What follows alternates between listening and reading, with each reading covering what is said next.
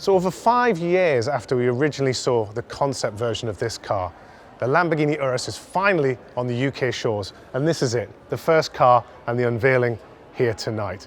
Of course, this is Lamborghini's big, bold foray into the SUV market. They will tell you they have form and bloodline in this category. Of course, the LM002, which they had 30 years ago now, that wasn't quite a critical or a commercial success. So they're hoping for a lot more with this car.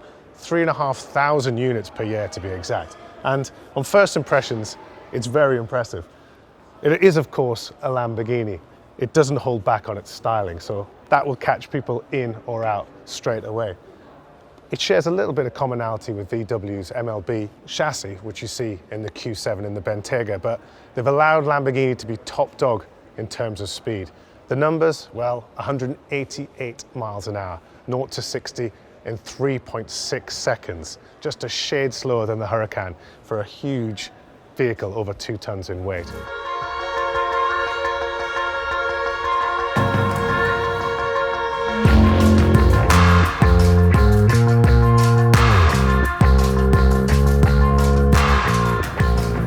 So to tell us about the Urus is Maurizio Regani, Director of R&D.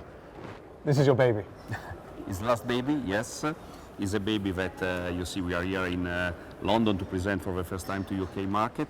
We have for the first time a turbo engine due to the mission of the car.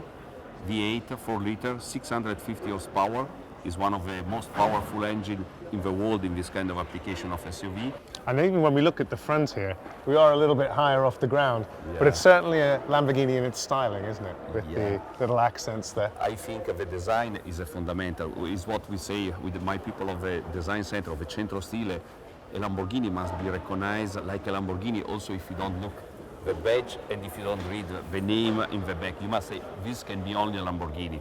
We try to design as much as possible the silhouette line with only one line and to emphasize some of the most important features of our car, like the Y that you see in the lights, you see in every element present in the car. So you've got an actual lot of working ducting and aero on this car. Yes, you can imagine 650 horsepower.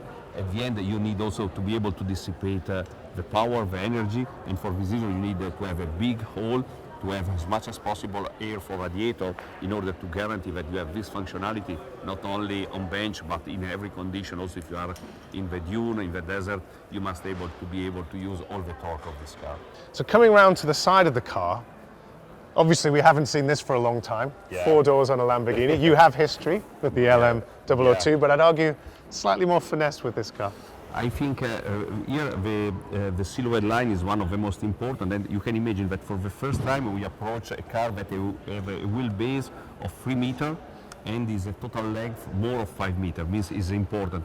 And for our designer was really to define the silhouette line, this what we call tornado line with this sharp edge that identify the muscle in the front and in the rear, giving the power impression to the car, but also the dynamics of the line. What's very important of a car of this mass is stopping. Yes. And I notice we've got, I think, the biggest brake disc on any production car at the moment. Is that right? Totally right. We have this car that is a little bit less of 2.2 tons, but when you use it in extreme way, braking is fundamental. Give you the best performance, the safety of the car, and for this reason we have installed in the front a carbon ceramic brake disc standard of 440 millimeter 10 piston caliper. This is huge. The most powerful system in the world. And of course we get to the back, and this is where, dare I say it, we talk about Lamborghini and practical use. Yeah. It actually has a place to put a big hairy dog or maybe some shopping. Yes, here we have a luggage that is really luggage. Yes. Means is more or less more of 600 liters of volume of luggage.